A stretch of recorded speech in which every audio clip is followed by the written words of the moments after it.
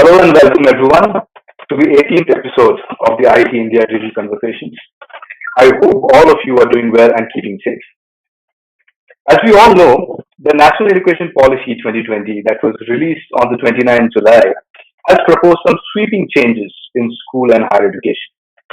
Not only that, the NEP 2020 aims to work towards a knowledge economy driven growth for our country with a special focus to meet the educational needs of our young population. However, the success of this policy really boils down to its implementation. To comprehend the intricacies of NEP 2020, we have come up with a series of webinars called National Education Policy 2020 Series, Impact and Implementation. Starting with the first one of the series today, we'll focus on the impact and implementation challenges of the policy in school education. I am Suman Bhaumik, your weekly host, and I lead the events development for the IET in India. Please let us begin this session now and bring Shivu to the screen to start the proceedings. Thank you very much, Suma. It's definitely a privilege to be with the fantastic panelists here. So I think with the National Education Policy 2020, we are envisioning a very high quality education system that contributes to an equitable and vibrant knowledge society. The focus is to create a true global citizen. And how are we doing it?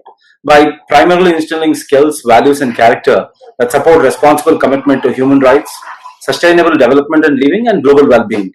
Now, for people who might not have gone through the policy very much, let me just give you a very high-level summary of the policy and the key points we have. Right. So, the first one is the universalization of the ECCE, or the Early Childhood Children Education to Secondary Education by 2030, which primarily aligns with the SDG 4, which is the Sustainable Development Goal 4. The second one is attaining foundation learning and numeracy skills through National Mission by 2025. The third one being 100% GR, which is the gross enrollment ratio in preschool to secondary level by 2030. The fourth one is trying to bring back the 2 crore out of school children to the system. Fifth one being teachers to be prepared for assessment reforms by 2023. Sixth one is inclusive and equitable education system by 2030. Seventh one is how do we shift the focus of the board exams to test the core concepts and applications of knowledge. Eighth one being every child will come out of a school proficient at least with one skill. And finally, how do we come up with a common standard of learning in public and private schools? As you see, it touches the entire stakeholders of the education. It affects the educationalists, the schools, parents, teachers, the government, including the state government and the central government. Since the rollout, we have seen many netizens commenting good and sometimes very bad about the policy. I personally feel the government and the committee had given us enough time for all of us to participate in the policy so that we can come out as a policy which is a collective feedback from the citizens, which was curated and moderated by an expert panel. It's our policy. So it's very, very important for us to understand and focus our energies on implementation, as Suman talked about, right? So the whole focus right now is to ensure how do we really implement whatever we have envisioned. And with this, we have a fantastic panel who can share their inputs in this direction. And from the audience, if you have any questions, you're welcome to put in the questions in the Q&A section so that me and Suman can pick it up while I'm talking to the panelists. So with that, let me just do a quick roundtable and ask each of our experts the same question, so that this helps you to see the different perspective each of our esteemed panelists will bring to the table. So my question to all the panelists here is, the first question I have is, according to you, what is best in NEP and what is the most difficult thing to implement in NEP? So let's start with Mansoor. Hi everyone. According to me, the best part of NEP is that it acknowledges that there's a massive learning crisis in India. Because with India having a very young population and a massive population, first of all, we had to acknowledge that there's a learning crisis. And again, the policy as per se is quite forward-looking, and also it is progressive, with especially with the new pattern of education and the early childhood part, and making it 5, 3, 3, 4 as we go ahead.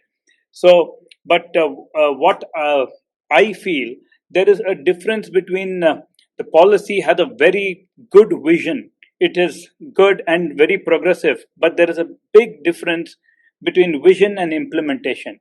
Because if you see the earlier NEPs in 1968 and 1986, the policies were good with a lot of vision. But in India, we face a problem is the policies are fantastic on paper, and when we have to implement these policies, we falter over there. Because what I see with this NEP, we have to make a lot of amendments and changes even in the laws and even the way our institutions are structured. And though there are timelines and frameworks given, we the whole challenge will be how do we stick to that.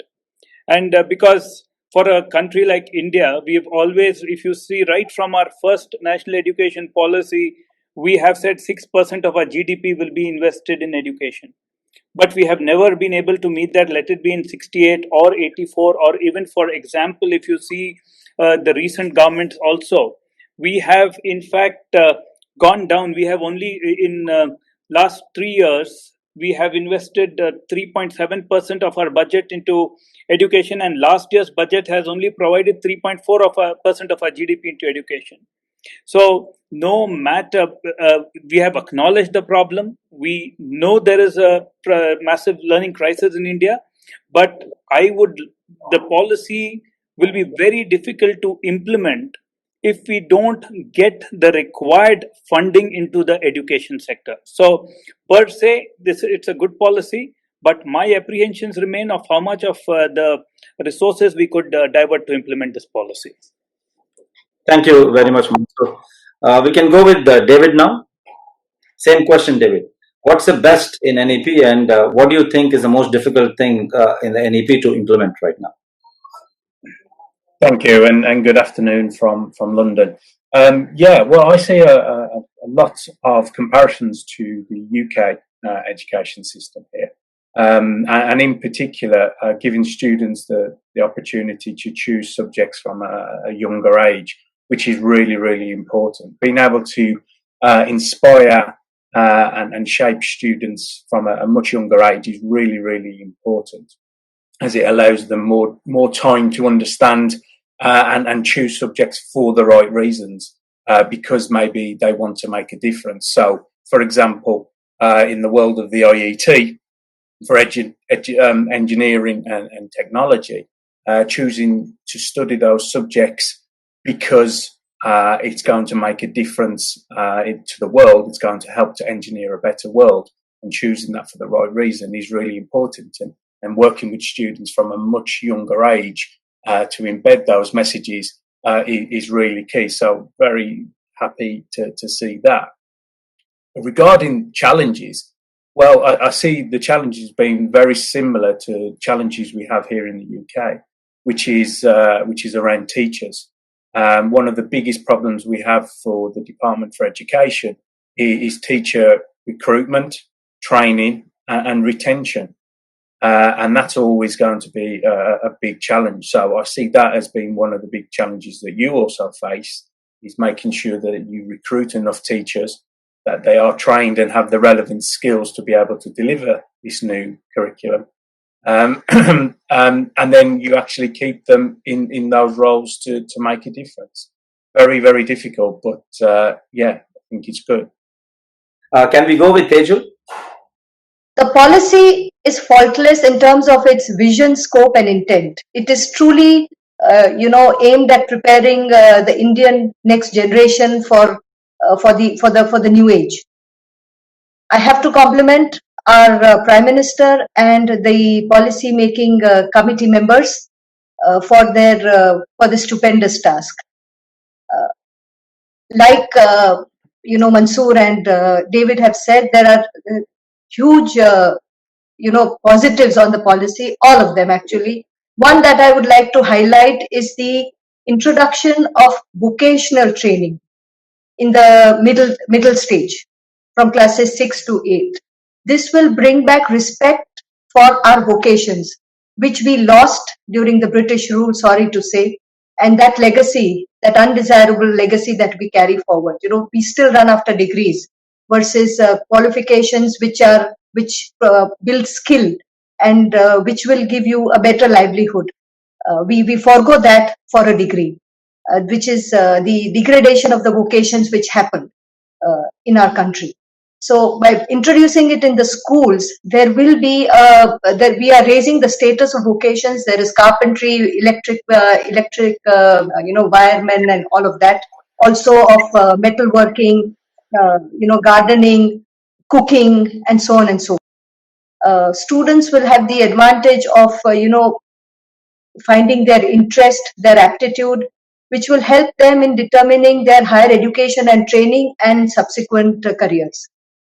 Also the emphasis on languages and Indian languages, and bringing a sense of for our heritage through language and the culture around the language is something that is very, very, very inspiring and very, very interesting for us. What is dark? The dark side is that while there is a broad roadmap, there is not sufficient clarity on many aspects, primarily, like David said, on teacher training and on the regulatory and monitoring processes, those authorities, and the kind of qualifications, expertise, experience that will be required of the people who are responsible for those for the outcomes or implementing those tasks. Our NEP is like a space program. It is just as valuable and as critical. And we require a certain sense of care, expertise, coordination, and very detailed planning in the execution of a space program. And similarly, that is what will be needed even for the implementation of the NEP. And therein, the God or the devil lies in the details. Will be our most critical acid test. Thanks a lot, Tejal. If Sharad is online, you can share your comment. So I think this is a great opportunity and the crisis both at our doorstep. The great opportunity is like when we are using this platform, everybody has an equal opportunity to get to talk, ask questions, stay involved. And the other side is what if the system fails that I just experienced. So this is something, as I begin, the first thing I want to put out there is what is great about the policy, you ask. What is great about the policy is that we acknowledge that we are in the 21st century. We acknowledge that we have a population that is 65% young, so many of them creative and restless and with so much of energy, and they want an outlet for that. And the final thing that we have acknowledged is that our education system wasn't probably working as well as a country's education system should, if we really want to depend on our young people as an organic source for training, taking the country forward. While in isolated pockets you can have very good quality education with Olympic-sized swimming pools and very good smart classes, the question is, can we build a system where every young child in the country has an equal opportunity to contribute in a creative manner? We were backstage when we were talking about Swami Vivekananda for a bit, where he talked about an education where character is formed, intellect is expanded, and strength of mind is increased. So the first part of it is we have taken good care of the fact that we are in 21st century, we need good quality education. What is the challenge, or what we must take into account? I know ever since the policy, the draft came out, the vision document came out, there has been commentary on one, the schools, and the second, the one who's being schooled. There's one thing I want to draw everybody's attention to. Last 3-4 years, I've traveled across the country. I've met with several school students and college students all across. And a question I was often asked was, what's your comment on our education policy?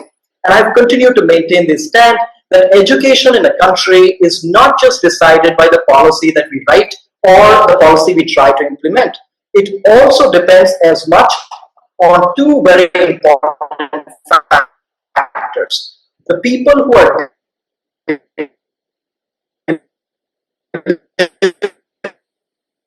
delivering academic exercise, something in sports, the person delivering that at the delivering end is a very important part. And the second one is the person who's receiving it. The part I want to highlight is how does their society define education? And that is the reason why that is one comment I want to make at the outset. I hope I have the opportunity to expand on it as I move forward. We can define education in the most holistic manner possible when it comes to the policy draft. But if the teacher who comes to teach comes from a society where the idea of education is limited to a job or limited to a degree, and in some places even worse, just getting the daughter married, then our ability to really roll out the policy, roll out the program will be limited, because the child is coming from a society where he's been told that your education is for this purpose. The teacher is coming from a society where the teacher has an idea that, okay, this is the microscopic end that we must reach through education. So the second part of it is, right, the best possible policy. The second part is the society that your teacher comes from, the society that your student comes from. How does that society view education and the expected end result or the expected output from it? I think that is a challenge. Thanks, Sharath. I think I'll get back to you later to ask you to share a little bit more inputs on the 2 points you mentioned. With that, I want to go to David, and he drew parallels to what's happening with the NAP with what's education policy in London right now. So I want you to elaborate a little bit and also talk about how IET can be a positive catalyst for implementing NEP itself. So yeah, we do see quite a lot of similarities with UK education system, particularly in the way that it's broken down into the age groups, and again, as I mentioned earlier, the opportunity for students to start choosing what subjects they want to go on to study, and why that is important. From a STEM education point of view, so science, technology, engineering and maths, it's really important that these are core subjects to study, because of what they form the foundation of what you can go on to do, whether that is a career in engineering or technology, but also many other career subjects. But it's also how it all links together with other subjects. So for art, for example, so there is a term, STEAM, science, technology, engineering, art and maths. And how art is really important to that. So it's very important that all the subjects link together, which is very similar to how it operates here in the UK. How we as the IET can support this? Well, as was mentioned right at the very beginning about who we are, what the IET does, we are one of the largest professional engineering institutions. We are a very trusted voice. And we have a lot of expertise in certainly in engineering and technology. We certainly raise awareness about some very key issues that's affecting the whole world. So again, students choosing to study engineering and technology for the right reasons of wanting to be able to make a difference, wanting to be able to engineer a better world for us all to live in. We as the IET can support that. We have a wealth of knowledge in STEM education, lots of resources available through our IET education website. We have lots of teaching resources and challenges and competitions and activities that schools and teachers can access for free, that can then support the curriculum and support the learning both in the classroom and outside the classroom as extracurricular types of activity. I completely agree about the more vocational opportunity for students to get hands-on and take part. That is something that we've lost also in the UK, and that we're bringing back in through a new program called T levels, technical levels. So students will have the opportunity to study those, because that is so vital. We know that university isn't necessarily always the right opportunity. It is very much about the individual, and the point that we just made about how it comes down to the end user, the learner. They have to choose the route that suits them best, and whether that's the academic route through onto college and university, or whether it's the more technical hands-on route, then that's important for them to choose that. So we can certainly help shape and work with that. But probably most importantly of all is that we're here to advise and support as experts in this profession.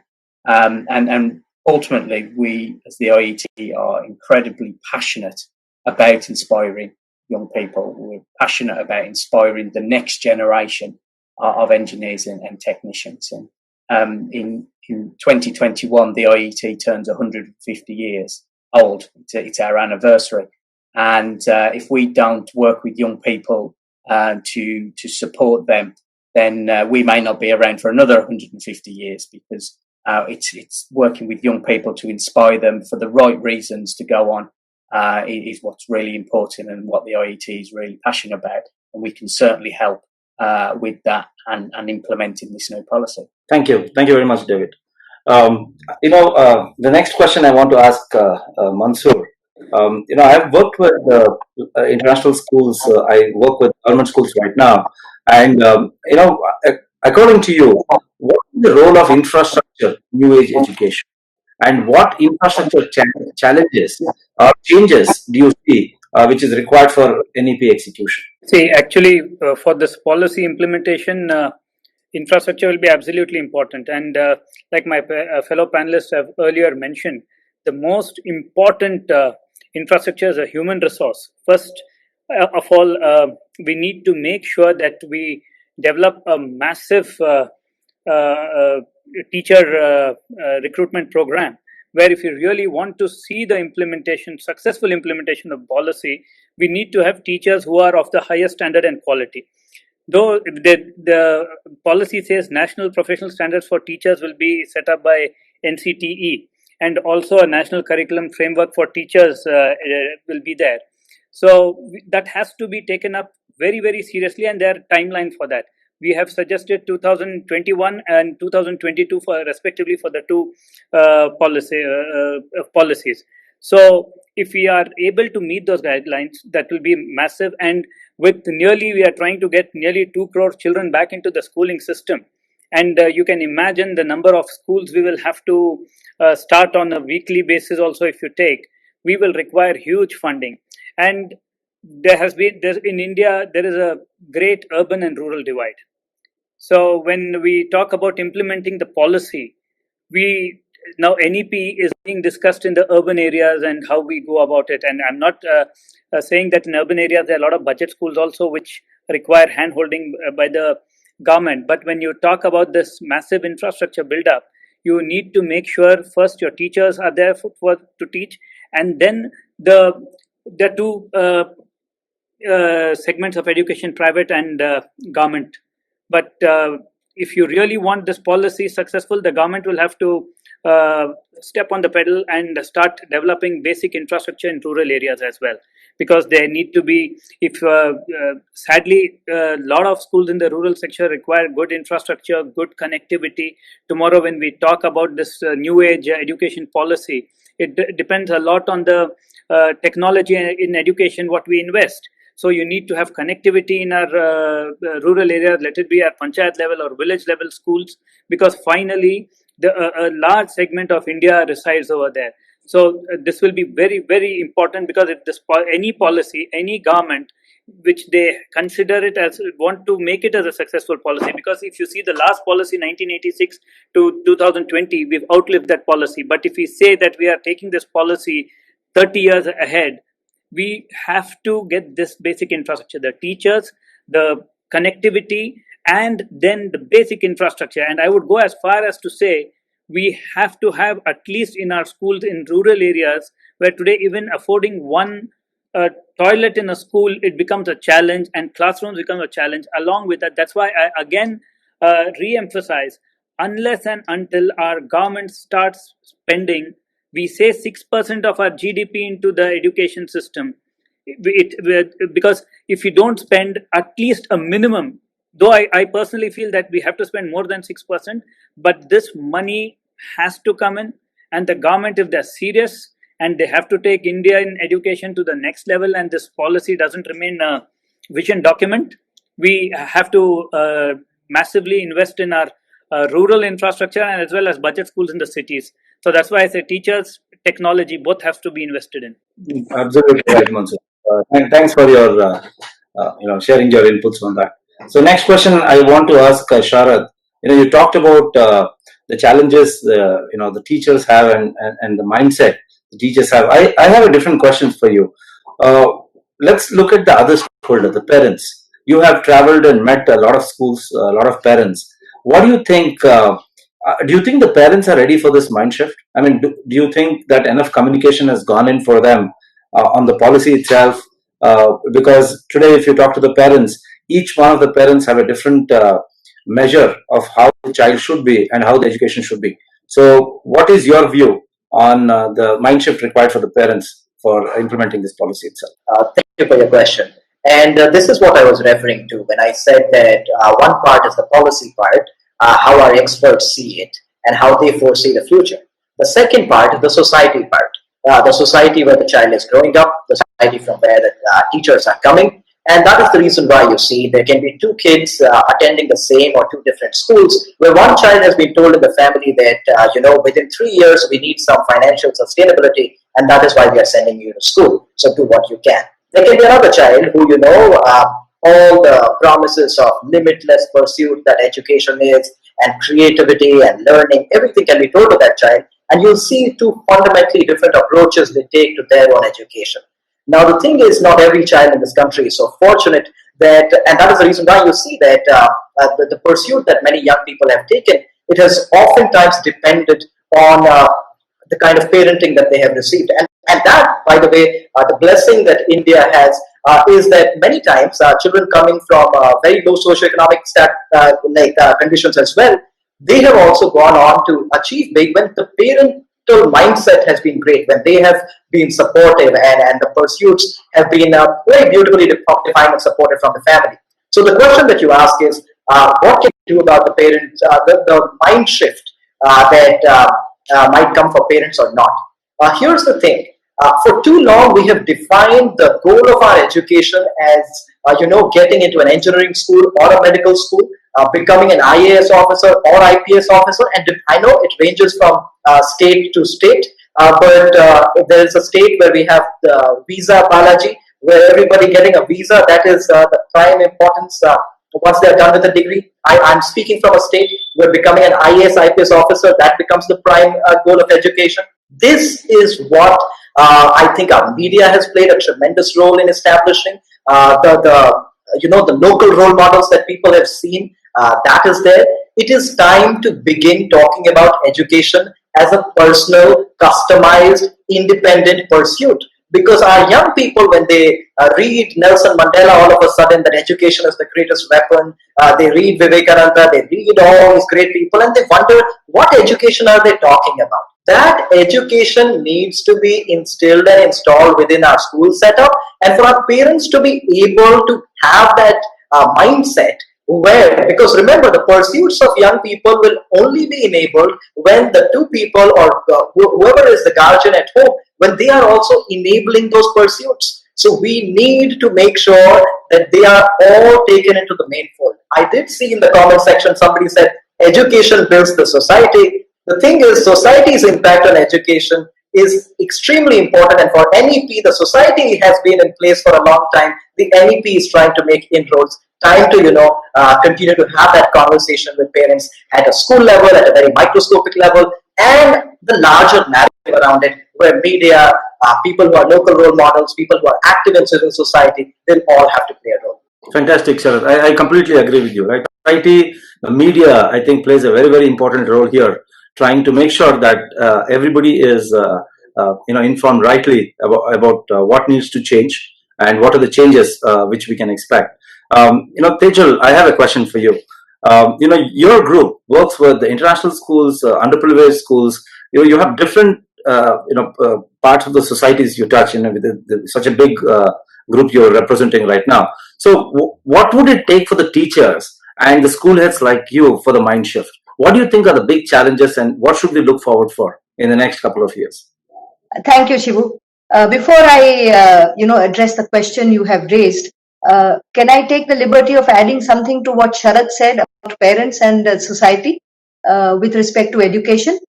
I want to say, Sharad, I want to comment on one aspect Sure. where parent mindset is concerned.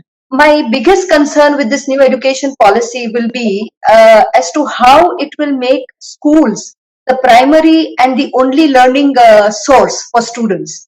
And how will we as a society reduce the dependence that students have, and more than students, parents have, on extra coaching, for which they spend inexorbitant amounts of money.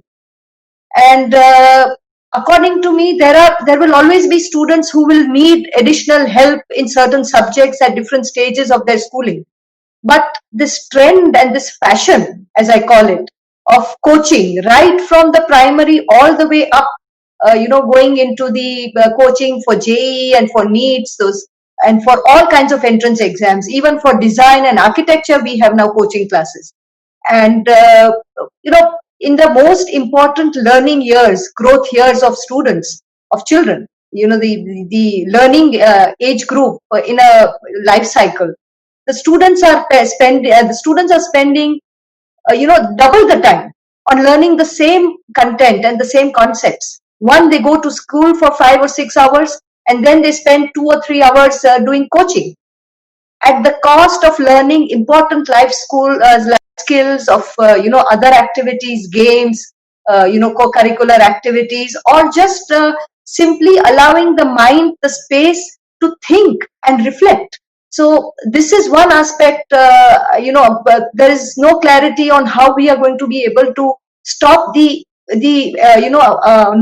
school coaching outside schools, which has become a fashion. That is what I wanted to, this is one area where what kind of implementation and where it will lead is something that we as educators should be concerned with. And to add to Mansoor, about the spend of the GDP on education, especially the public education, I want to say that, we should be looking also at the efficacy of that spend. Whatever the budgets are, I'm working with schools we manage a tribal school for the government of Gujarat. We run other, underprivileged programs for the underprivileged for in Baroda. And we are seeing that the learning outcomes that we are able to achieve at a much lower cost than what the government is spending on their education initiatives, whether they are schools, ashram shalas, or whatever else, or Anganwadis or whatever else. It is very typical, at least I can say for the region that I come from, that a municipal corporation school in our city probably spends 43 to 45,000 rupees per year per child. There are many private schools which spend where the fees are much less, and yet the learning outcomes, the holistic growth and development of children is far better. So as a result of which, even a daily wage earner, the minute he is able to afford a private education, no matter what quality it is, moves from a public school, from a government school to a private school. It also could be on account because of the lack of accountability. Education is everything in education. The quality is so intangible that there is, in spite of all the controls and the regulation we have, we are not able to ensure minimum standards of learning or minimum outcomes being achieved across schools. Coming to your question on what are the challenges that teachers face, if we look at the pedagogical and curriculum framework that has been defined in the new policy for all the 4 stages, the reorganized stages are perfect. I mean, the semantics are there is not one word out of place, and it is like a dream platter for educators. They are talking of multidisciplinary. They are talking of the NEP is talking of experiential learning. It is talking of inclusive learning. It is talking of character building that even Sharad mentioned.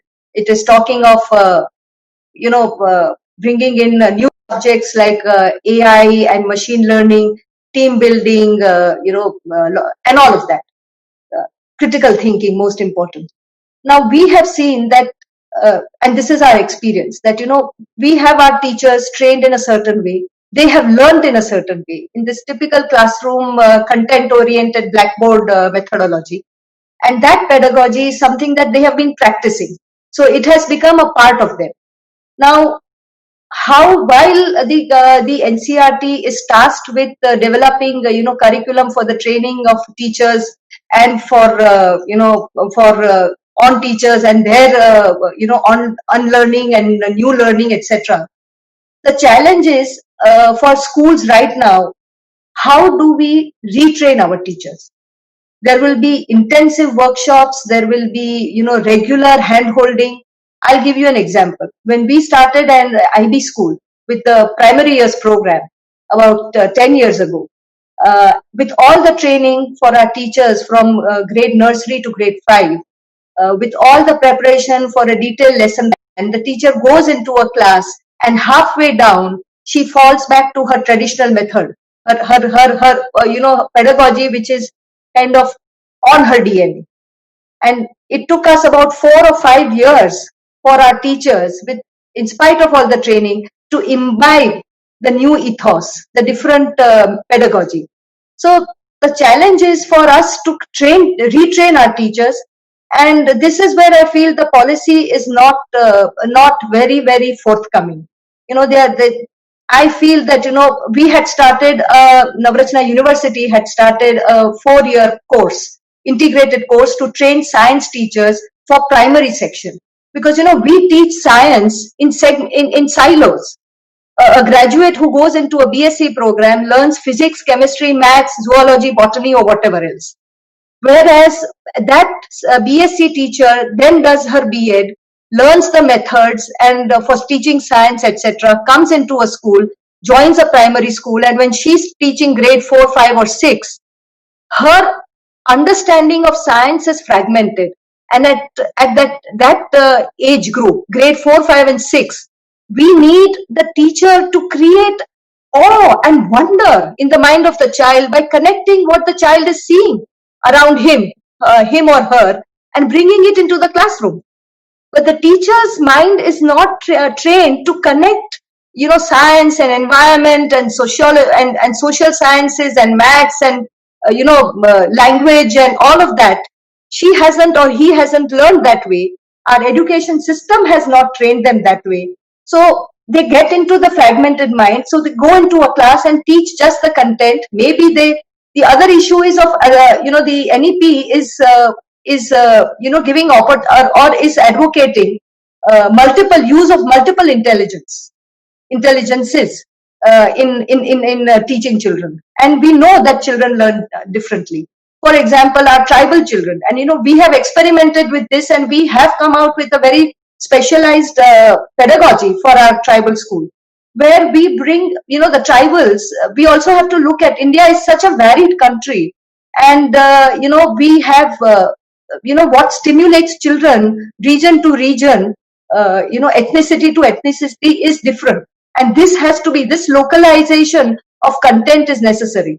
We have understood that tribals have a much better hand and mind connect than a blackboard and mind connect.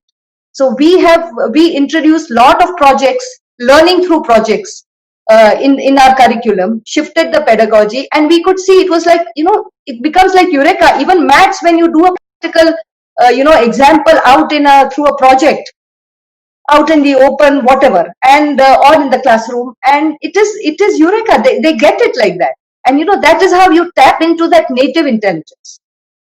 We have seen that storytelling works for children who have had very little exposure to education. Girls who come from very the unprivileged or the less privileged backgrounds drop out. We have a program where we train girls for occupations and also do schooling with them. And we have seen that those are girls who have never had the ability to think. So we start with storytelling. So these are all the different ways in which, these are different pedagogical approaches which have to be, which this new policy will allow. And when that new policy is allowing it, how do we train teachers, and how do we, we monitor them so that they become better and better? These are the issues that we have. Schools like some of the private schools are already doing, they have a lot of ticks in the boxes of the NEP learning outcomes already in place. That will not be an issue, but for the country as a whole, or for the entire schooling system, I think what will be very very important is political will. First of all, we have to change the curriculum of our teacher training courses, and then we have to all sit together, all the stakeholders, the policy makers, the regulators, the schools, the parents, society at large, in order to be able to see fruition of the policy. Right now, at least as far as private schools are concerned, we are in not a happy stage, and for us the challenge is huge. There is a acrimonious relationship between government and parents on one side and private schools on the other side. Now, from there to move to a point of collaboration and a spirit of a joint mission is a huge challenge. Yeah, thanks, Tejal. Mansur, do you want to add anything to what Tejal was saying? Because I know DPS is also working with similar kind of spectrum of students. So, do you want to add a point or two to what? Yeah, actually, I totally agree with Tejal and what she said. In fact, especially the point that we all have to work together, and the type of relationship that private schools and the governments, especially every state in India has an issue where the governments are very suspicious of the private school network. So, and also that in this pandemic situation, if you see, for example, you see state after state where private schools have been having a real rough time with the governments, and to a very large extent with the parents as well, where now if you have to implement this and go hand to hand with it, I think there should be a greater confidence from the governments on the private enterprise, and also the parents along with the schools, because finally for this whole policy to be successful, all have to work hand in hand. And and Tejal has been points on with the views, and I totally concur with her point of view. Thanks, Mansur. So we have 10 minutes before we open it up for question and answer. So I have two more questions. With that, we'll try to go to the question. Very interesting questions are popping up in the Q&A section. So please attend this. If you have any question, please put it in the Q&A section instead of on the chat message. It's easier for us to collate it and put it out together. So David, I have a question for you. In India, we do not. We have a very rigid separation between arts and science, between curricular and extracurricular activities, between vocational and academic streams. And the policy basically talks about no rigid separations. And I think it's a big challenge for schools across India.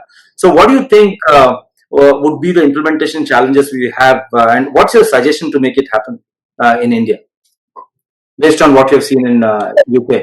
Yeah, thank you. Yeah, well, as I touched on earlier, it's important that it all links together, that there is no rigid separation, because extracurricular activities need to support what's happening in the classroom. So I appreciate that when some teachers deliver certain programs as extra curriculum, it needs to supplement the actual learning as part of the curriculum in the classroom. It can't be different. Equally, using some activities and initiatives and activities, competitions, challenges, whatever it may be, to enhance the learning. If that can't be delivered in the classroom, then that develops other skills that can be done as extracurricular types of activities. As I also mentioned, that it all needs to blend together. So subjects can't be delivered in silos. So you can't be delivering one subject completely separate to another subject. It has to show how the two link. So I mentioned art in my previous answer.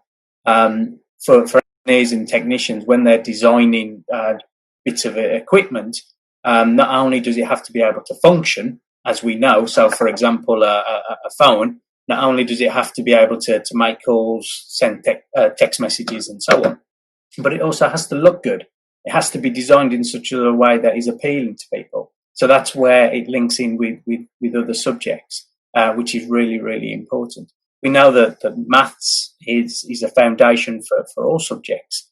There's calculations to be done. There's formulas used in lots of other subjects. So it's very important that it's all blended together and not delivered separately. Subjects are delivered that supplement each other, that complement each other. The curriculum activities within the classroom and extracurricular activities, competitions, challenges that they may take part in as a group activity and go and compete in tournaments and competitions and so on, supplements the curriculum, supplements the learning, and is really, really important. In addition to the whole actual academic curriculum learning, what is also very important is the life skills, the core skills, the soft skills, the employability skills. So these are skills that students develop by taking part in activities, by working together in groups. And these are things like being able to work together as a team, being able to communicate, being able to present, being able to give that 30-second elevator pitch of what your project idea is. Because these are all important skills for the future, and these are what potential future employers are looking for in students. It's very, very important to obviously have a very good foundation from an academic level, but these core soft skills are also really important, and they can be developed through supplementing, subjects complementing each other, working together to get that broad knowledge, combined with the group activities, and that can be done as extracurriculum type initiatives as well. Thanks, David. Mansoor, you talked about bringing back 2 crore children, to the schools right now. Requires multiple schools to be started on literally a weekly basis. Of course, one of them is the government enabling the entire ecosystem. What do you think other things which can be done? The reason why I'm asking this question is we have a lot of corporates right now who are joining the call. Is there something which the corporates can help in this direction? Yeah, definitely. For the NEP to be successful and what the government has wants us to achieve, everybody has to work together, especially the governments, the private schools, the private companies and private players, and along with the teachers and parents. So if we have to set up there, for example, there are a lot of CSR activities and other contributions the private sector can make. And if the private sector can partner with the governments or the private reputed private schools which are transparent and maybe go hand in hand, for that time this NEP can see the light of the day. For example, the private sector can help us when schools are set up in rural sector or in city schools, in the cities when the budget schools are set up. They can help them with the invest, maybe as a CSR activity, giving either the infrastructure or furniture or maybe the software or the technology what the schools require. And also they can be where India requires a massive teacher training programs, and if the corporate sector can be of assistance for that, it would be more than welcome. So frankly, though NEP is the government creates the policy, but it is the responsibility of all the segments of the country and the society to make sure that the policy set is successful. So we all are like in a where each part of the puzzle has to fit in. So I think industry and the corporate world will have to play a role in the successful implementation of this policy. Thanks, Mansoor. Sharad, do you want to add anything to this? Shivu, can I add to that? Sure. Shivu, can I? Yeah. To add to what Mansoor has said, the policy also allows, mentors, retired professionals and others, artists, professional performing artists, to now become part of school, teaching, which was not the case before. So here also corporates can, bring in a very fresh perspective through people who are not siloed or trained in the education pedagogy past to come and teach in school. So they can also help. Our society already has a public-private partnership with the government for running the tribal school. I think they are talking of such philanthropic initiatives. The NEP is talking of them. So corporates have a major opportunity for implementation of the NEP for a very, very win-win outcome. So the field is right open, and the term is philanthropic. So long as there is no commercial motive involved, corporates can set up schools and partner with good education societies who have had a track record, or with the government, and bring in with emphasis on teacher training and infrastructure, yes, but more teacher training. I also wanted to add in terms of teacher training, Shivu, we have to use technology, and this lockdown has given a fantastic opportunity for teachers to move from classroom teaching to virtual teaching. And I have to say that across the board, all kinds of schools at varying degrees have achieved have achieved much. Teachers, when they teach in the classroom on through the blackboard or through other aids, teaching aids, it's very different from teaching online. Online, they are there is a scrutiny of the parent or the family members who are there. They also become like performers, on a screen. And that is not what teachers are trained to do. But teachers have found those, they have kind of experimented. Probably they have rehearsed in front of family members or in front of a mirror. But they are adapting themselves to this new medium. Correct. And I think through that also, and now we have softwares. Yep. We have softwares for teachers to train themselves. We have software for children to learn on their own. And in that sense, I would say that, we are kind of we are not reinventing the wheel or going back to our roots. Yep. Where we had the Guru Shishya Parampara, where education was, personalized, where a child learned at his or her own pace. The Guru taught the individual students based on their own competencies. And today, with the digital, IT allows that. So I think the opportunities are immense. With the right motivation, right guidance, we can, and the right intention at the political level also, we can have a teacher force which is able to meet the requirements or the learning outcomes of the new NEP. Yeah. And if we have to achieve the first milestone of universal primary stage numeracy and literacy, by 25, all of us together, all stakeholders have to jump onto a Rajdhani or a bullet train and work together to achieve. Any last comments from Sharad? We are almost on time right now. So anything you want to add? Yes, I think we are 55 seconds past and we have to open it for Q&A. So I'm unsure if I should jump in at this point or just continue with Q&A. You can. No, it's okay, Sharad. You can go with it. All right. So I think here are a couple of remarks I want to make. I was 16 when I got started with Dexterity. I did not have as much of an experience, designing a system of education or something that sort. But in 2008, so exactly 12 years from today, we said that these are 4 key skills we envision young India to have: critical thinking, research, communication, and leadership. We talked about 2 core commitments: public service and nation building, 2 core values: empathy and fearlessness. And we said this young generation should continue to be driven by a scientific temperament and grounded in spiritual values or universal values. Now, these 10 things, I see many of these things heavily reflected in the policy. What my personal experience tells me is in last 12 years, we've been able to turn around quite a few weak schools into stronger schools by simply injecting these exercises and activities and challenges and guest lectures. And we have seen that these young people who come from low income backgrounds, low income families, have received more than 488 million INR in scholarships from the world's top 100, top 50 colleges, the likes of Harvard's and Georgetowns and MITs and Tufts.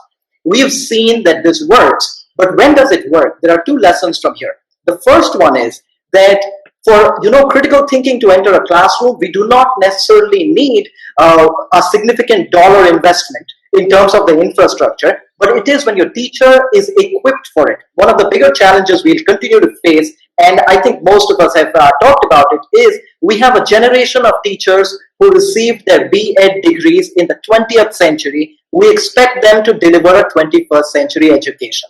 And that is the reason why we need to support them. But at the same time, what we need to be mindful of and understand well is that many of these things, in order to make a child more creative, which the better term is, enable the child to express creativity, many of these things can be done with a lesser budget as well. There was one talking point that we had for this 1 hour that was about teacher accountability. I think Madam Amin was rightly talking about government schools having a much higher budget per student. I think that is where, as we continue to talk about how will we support our private schools, one of the very important things India needs to look at this point is the per student budget that it is already spending and what is the outcome, the kind of outcome that, because our government school teachers are very well paid, a lot of money goes in, and yet children come out thinking that they come from an impoverished education system, which actually is not false. So this is the time that we start, looking at those learning outcomes and start supporting our teachers. And a lot of young professionals, there's a language that we use at Dexterity, we call it local role models. That is the first person from that district to get a job, the first person from that district to get a scholarship or go to college. These people will need to begin getting invested in the local schools where they came from. This is, I think all of us who are in attendance today, one of the most important things is, when a state has to develop, when a country has to develop, we all say, let's go back to our state, let's go back to our country. If our schools have to change, let's start going back to our schools. We need to be there because most of us have exposure of the industry, of the academia, and other skill sets that we have picked along the way, the networks that we have. We need to start going back and get invested in the government school that we came from or the local school that we attended. Without that, I think it will be quite a challenge for people, especially in rural areas, tier 3 cities, and even tier 2 cities for that matter. But yeah, these are a few remarks I wanted to make. Thank you so much for giving me time. Thanks, Sharad. Thanks, everyone. I think we have talked a lot about teachers, empowering them, training them. We talked about budget requirements and the constraints we all face. I think as a parent, as a school teacher, as a educational institutional head, as a government employee, I think we all are stakeholders in this, and we all collectively need to work together to make it happen. Thanks a lot, all of you, for sharing your views. Let me jump into the Q&A section right now. Very interesting questions are there. I tried to cover one or two questions earlier itself in my talk. Let me jump into the question section. Just give me a minute here. Yeah, indeed, there are a lot This is of. a very interesting question here from Mr. Narasimhan Venkatesan. So NEP does not address the needs of large number of students who shift to vocational training courses early in the school career. Perhaps Ministry of Skill Development must bring a similar policy, blending skills with more academic inputs, need for parallel degrees. Any comments on this? I think that is a very valid question, and I think this vocation training, the vocational, options that are happening in the middle school stage will build a foundation for that. And along with that, along with the skill training in the vocation or the trade, a certain amount of academic subjects which are more application oriented. When you are doing mathematics, for example, you learn how to make a loan and how to calculate the interest and so on and so forth, or the area and dimensions or whatever is applicable to your carpentry or metalworking or whatever. Similarly for physics and for chemistry and for civics, where people learn what is important, what are my rights, what are my responsibilities, what are the laws, where I need to, what are the limits, etc. History, to learn from our history and to get inspired and take it forward, take our lives forward, take our society forward. So the application oriented teaching of subjects, content, would be very, very, desirable. And I think with this foundation, the technical programs or the vocational programs will also tweak their curriculum and content in order to bring about a more holistic learning for the students. It is, this area needs to be highlighted, and we must ensure that it happens through advocacy and participation. Many of you may be on various committees, so please push this and make it happen. So, follow-up question on this to all the speakers. Again, Mansoor, Tejal, I think you have a vast experience in this. The NIOS board primarily gives a lot of flexibility and actually is in this direction. Do you foresee more and more parents switching over to NIOS board compared to where they are right now, whether they're in CBSE, ICSE, or the state? Do you see a major shift happening to NIOS? As far as NIOS, actually off late, last 7 to 8 years, at least in Bangalore, all the DPS schools also happen to be the NIOS centers. And we have structured in such a manner and the students who have varied interests have enrolled to NIOS, and today we nearly have around 2,000 students studying NIOS curriculum in Bangalore. And this is my policy. If you see, for example, NIOS was a fantastic platform, and it was also seen as an alternate education system, because for such a large country like India, we required an alternate education system as well. And NIOS has a lot of characters what NEP talks about. So I think if seen in the proper light, NIOS would be a great platform and a board to study in, and I think that provides a lot of flexibility. Thanks. Yes, I also want to add to that. Navrachna also is an NIOS center, and we have NIOS for students with learning disability. We enroll them in learning disabilities. We have about 500 children who come to us from the slums using the same infrastructure in the afternoon for a schooling program called Navprerna, and they are put through NIOS. And some of our main school students or students from other schools also, who have difficulties with a math or a science or any subject in grade 9 and 10, they enroll for the NIOS and they become very successful. We have had people who have become graphic designers, chefs, filmmakers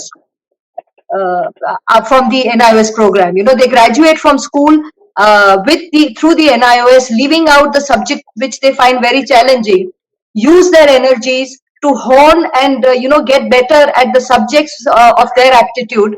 And it is like allowing a fish to learn swimming better, and not getting a fish to learn to climb a tree. Yeah. So the NIOS is a wonderful initiative of the central government, No, and we also have state NIOSs, and I hope that they become more popular. Yeah. And now with this digitization, with the virtual learning, there will be a lot of parents who will take up the challenge and have the courage to school their children at home and through NIOS. I see that trend growing, and I think ultimately what will happen. The comment I have is a lot of times, right, when we talk to parents, they always tend to think NIOS for somebody who's differently abled or who have some learning disability. I think we need to come out of the stigma. As Mansoor mentioned, you also have seen there are so many students who are taking NIOS for a very different reason. Parents are very, very. The moment if I find my son or a daughter who's very good in sport, and if the school, as a head of the school, if I suggest why don't excel in sports, the first comment you get from the parent is, no, I don't want to put a child in the NIOS because it's for differently abled students. How do we come out of that stigma? I think as a leader, it's a good platform to share that. It's very important for all of us also to know that NIOS is another board which we have, which is a very different purpose, and definitely for somebody who are learning differently. I think that spirit of NIOS is something which is missing according to me. Any comment on that, Mansoor? You also.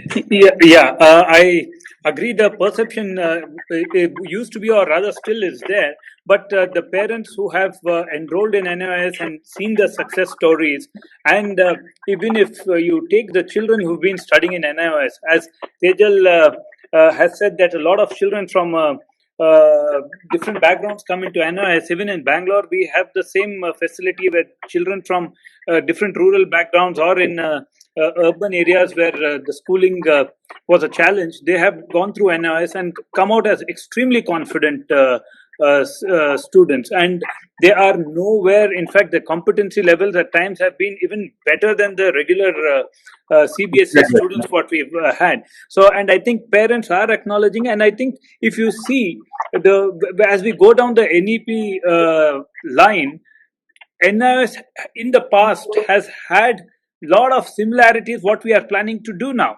and somehow the successive governments have failed in promoting NIOS the way it had to be promoted, and the MHRD ministry should have been a little more forthcoming in explaining to the population of the people of the country what NIOS is all about, and it was all to help the child and to make education fun, simpler, easy, and it was in the interest of the child. And I think the time has come where even now parents have started acknowledging the contribution what NIS can do. I quickly wanted to add, if I think I completely agree with you, Mr. Moderator. When we talk about NIOS, I think there are a lot of great points and bright spots. As of now, in this moment, I think we have a rather optimistic view of the NIOS because when kids are in a CBSE school, one of the things is that get out of here and join NIOS. The other side is that it has a very prevalent notion that people who are not doing that well in studies, they are the ones going in. Also, NIOS cannot, it is not a non-profit or an NGO that a few blips here and there, a few success stories should be able to carry it. We need a larger national framework where the idea of NIOS is probably reinstalled if it has all the great elements in there. That is something that we need to actively push for and top down to begin with, because bottom up the notion of NIOS is very negative, and it is to the degree that I think that young people who attend NIOS they try and avoid mentioning that they are NIOS like they did their schooling using NIOS. So I think we are taking at this point a very optimistic view of what it can be. I think what it is already, for that to be fixed, that top down approach is required, and NIOS really need, if at all it is, it is not repurposing that is required. Repackaging is definitely required because it has a very, very negative notion in many, many parts and pockets of the country, and that is something I wanted to. Thanks, Sharath. There's a very interesting question from Shubha Deshpande, who is a counselor. Can we not hire a skilled person in the field instead of insisting on BA degree for school teaching? What is your views on this? Any one of you can take the. I think, can I answer that? I think the new education policy will allow entry of teachers without a B.Ed education. The B.Ed education itself will undergo a major overhaul, but we don't know how long it will take. But, bringing in teachers with the right skills and competencies, experience, and most importantly, I would say, the joy and passion of teaching. I think when we recruit teachers, what is it that we identify with? What is it that first strikes us? It is that teachers, passion and interest in teaching, joy of being with students, seeing them learn, shaping lives. So I think the new policy will allow this, and I think we should take advantage of this. And the B.Ed will change. What is good about the education, the NEP, is that it is now going to move from this 1 and 2 year B.Ed graduation to a 4-year integrated undergraduate education program, which is what happens in most countries, most other countries. So that is a welcome change. You just have to do your basic graduation. It's a 4-year degree, of course, and you are qualified to teach. But bringing in non-teachers, I think, will bring freshness into the system. And I think this is a very, very progressive step that the NEP has taken. Thank you. We hope that it is not misused, at least in the public education system. So there's one. I also want to add, as an example, when we talk of government education and there has been a lot of they have fallen short of all expectations. But I want to talk about Gujarat right now.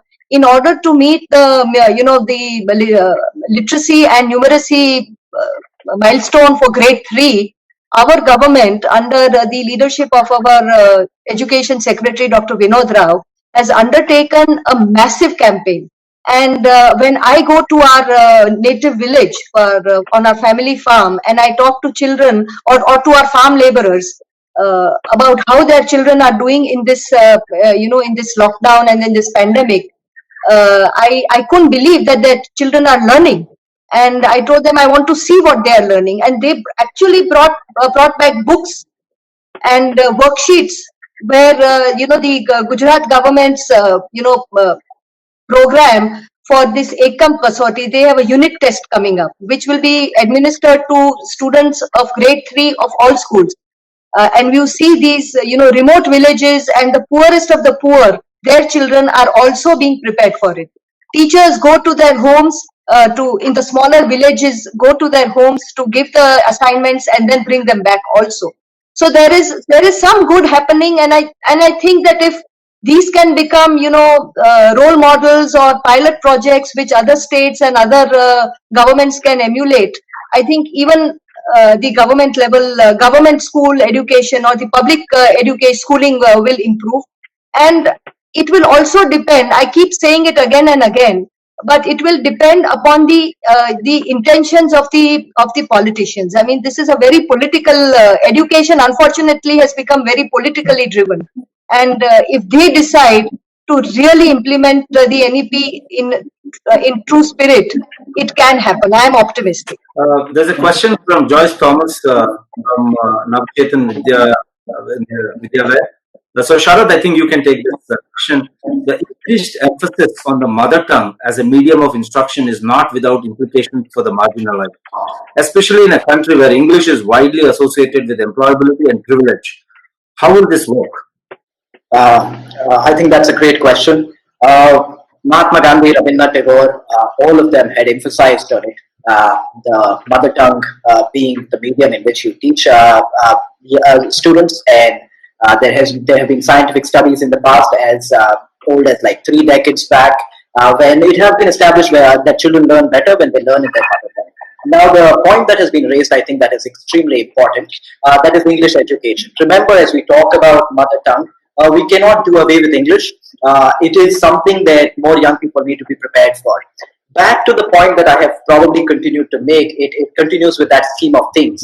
Now remember, while studying in mother tongue, like learning in mother tongue is extremely important and everybody is having good learning outcomes, they reach standard 5th, standard 6th, or they are about to enter college, and it turns out children who came from families where, parents were already speaking English, siblings were speaking English, or who came from a background where English was, picked as much as like native language, they will be so much better placed. And the child who was, just learning in the mother tongue gets into this new different world where English has to be picked up. So the thing is, we need to equip our schools and we need to equip our children right from the beginning. Mother tongue, we should definitely teach our children in mother tongue. I think I'm an absolute supporter of that idea. But at the same time, we should not leave children on their own when it comes to English communication, English language, just in general. Because that is something, or else, I'm happy to have further conversation on this. Else, make many of our jobs available for somebody who speaks a particular language. I'm not necessarily opposed to that idea. We look at Japan, we look at Korea. I was in Japan 12 years back. They have keyboards that are in Japanese, and English is a supplementary language. If we are ready for that drastic a change, I do not have an issue with it. But as long as the employability of that child depends on English, or even partly on English, we need to make sure that the child is not left on his or her. We need to bring all in the mainstream, not leave it on how educated a background they already come. I think I can take 2 more questions. So there's another. Yes. Yeah, there's one more question here, very interesting. So we all talked about the impact of technology or the influence of technology in our education. And I think we're just at the beginning of how the technology can make a difference to education. Whether we're talking about AR, whether we're talking about VR, the communication devices, multiple things, right? So, and next 3-4 years, everything is going to change again. So does it mean that we need to revisit the national education policies more frequently than what we used to do before? We should not be waiting for 10 years, for example. If we relook at it every 3 years or every 4 years, because it is a very primary player in the consume knowledge. So what is your view on this? Anyone who can? I have an immediate remark to make. I'll keep it as brief as possible because I think David also wants to add immediately. Here's a very important thing to keep in mind. I think we happen to be one of the very few countries that has scientific temperament as part of our founding documents. The thing is, you see, technology is going to change every month, every year, every 2 to 3 years. That is the reason why we continue to talk about scientific temperament. That is the reason continue to talk about, teaching our kids. There should be 2 goals of our education at Dexterity. We have been talking about it for the longest period of time that we've been around. One is learning to learn, and the other one is learning to lead. I'll not get into learning to lead. All I'll talk about is we need to teach our children in a way so that they can self-teach themselves. You see, even for our parents' generation, they've been handed over phones that have dramatically. First, they were handed over phones pretty late in their lives, if you look at it, and those phones change dramatically every year. Same with children. So the thing is, learning to learn is an extremely important part. Unfortunately, we have all been a part of an education system. At least that does not, so far it did not have an intended result that was to make sure that creativity continues to flourish. On the contrary, we were crippling creativity. On the contrary, we were providing a straight-jacketed syllabus. So that learning to learn part has to be there. That's the reason why scientific temperament has to be instilled. It's not necessarily, that if AR comes in, VR comes in, something changes, we keep revisiting it in that way. The thing is, the education system needs to be open so that, all these new things that keep coming in, it's a very activity level change. As important as technology is an activity level change in a systems level affair that education is. And that is something that education system, educationists and educational institutions need to understand, that the system is being run and new activities can be accommodated, and we have to train our young people in a way that these activities, continue to plug themselves in. Today there is one technology, tomorrow there might be some other. David. Thank you. I agree that this policy needs reviewing on a more frequent basis to keep up with technology. As you said there, technology is developing so rapid, and we are educating students for jobs that don't exist yet in technology. Jobs in technology today didn't exist 5 years ago. It's advancing that frequent, so we do need to review that policy on a much more regular basis to make sure that we keep up to it. Another point I want to make was one that was touched on earlier around about digital access and teaching more using technology. One of the big problems that we have in the UK education, and certainly something that the COVID-19 pandemic has put a spotlight on, is digital poverty. Is that we have students in disadvantaged areas of the country or from disadvantaged backgrounds who simply can't afford to have technology in their household, or they're sharing one digital device amongst a number of siblings.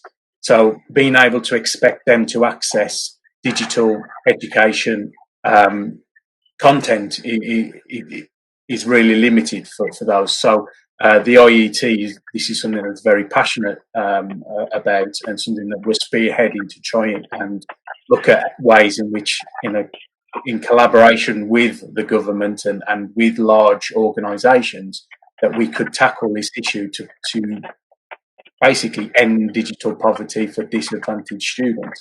And that is something that obviously also needs to be taken into consideration within India. Obviously, there is remote villages and remote areas that struggle to access technology.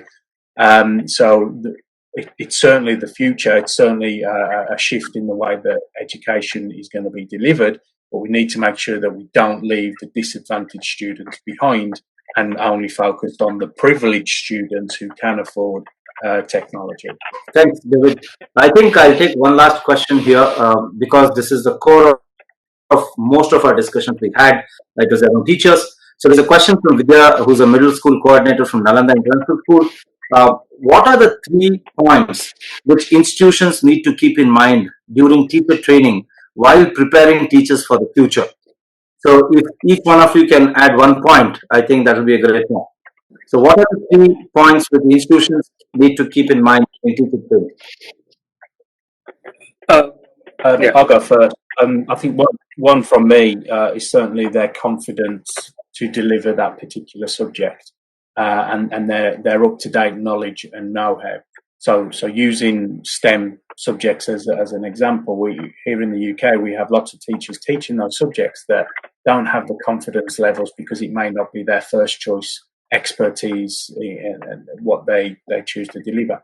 So being able to provide them with up-to-date information about technology, about advancements, about industry, so when they're stood in the classroom delivering, they can speak with confidence, and they know that when questions are coming back to them, they're able to answer those questions. and not feel embarrassed or like they don't have those questions, have the answers to those questions. So confidence levels in teachers to deliver the subjects that they're supposed to be delivering with up-to-date, relevant information is really, really important. The comment was made earlier that I really like, that teachers are trained in 20th century education to deliver for the 21st century. That's really valid. That particular subjects such as STEM, they need to have up-to-date, relevant information to be able to deliver up-to-date education system. Yep. Thank you, David. Mansoor, any comments from you? Yeah. See, actually, the teachers need to be very updated, and the teachers who are going to be teaching, first, they should be passionate about the teaching and they want to teach, because sometimes we get teachers who just end up in a teaching profession because they didn't have anything much to do. So it's very important that you're very clear that you want to be a teacher. And you need to also, like David has touched upon various other points which I would not like to go touch now. But a teacher needs to be creative and innovative, and creativity and innovation will be a part of the teaching profession, because out of that innovation and creativity, we can teach children. There's so many issues where they can come up with solutions. So that is very important, and constant upgrading the knowledge with this changing world is very, very important. And though how much ever we may undermine, but we need to keep in mind that a teaching profession is the profession which makes all other professions. So you should realize that importance, what you're the profession you're getting into. And I think most of the institutions would look for teachers who are really, really serious about and love teaching and are there to teach the children over there, and just not as land up in this profession. Thank you. And last, I think we're just running out of time. So one word from Tejal and Sharad. What do you think? Well, I would say first is passion, and second is getting teachers to teach how to learn, and not teach content, but to get students to become self-learners. And secondly is to expand their perspective or their mental horizons beyond their subject, spectrum. Because of the multidisciplinary focus, which is really the need of the day, teachers will have to learn, we need to train them to think beyond their subjects and see the interconnectedness of different subjects so they can communicate that to students. Thanks, Tejal. Anything from Sharad? Yes, three things were asked. I said, I would say purpose, second one is process, and the third one is people. Purpose, education should be run as a national project in this country, and right from the beginning, teachers need to be, reminded of the larger purpose why we are doing it. And that's the reason why, I call it a national project. So that purpose is very important, and that, needs to be there from day one of teaching till the end. The second one is process. A lot of things, actually, if we the right systems, if we run the right processes, we come out with good outcomes, and that can be both in teacher training, and the second one is in content delivery in the classroom. And the third one is, I think we are greeted with a unique opportunity one more time, a country as populous as ours, to humanize education. People should be at the center of the process, and for the first time in a long time, I hope that there can be an intended focus that our children as people are an important part of the process. Our teachers are seen as humans too. Our parents are very much a part of that family and team, and that people part should be included. So I think these three things I have to say, purpose, process, and people. Thank you. Thank you, Sharad. Thank you, Tejal. Thank you, Mansoor. Thank you, David. Back to you, Suma. Thank you very much. No, I think thank you, everyone. It's been a really very insightful and informative session. Please take care, stay safe, and take care of your near and dear ones. Thank you so much, everyone. Thanks a lot. Thank you.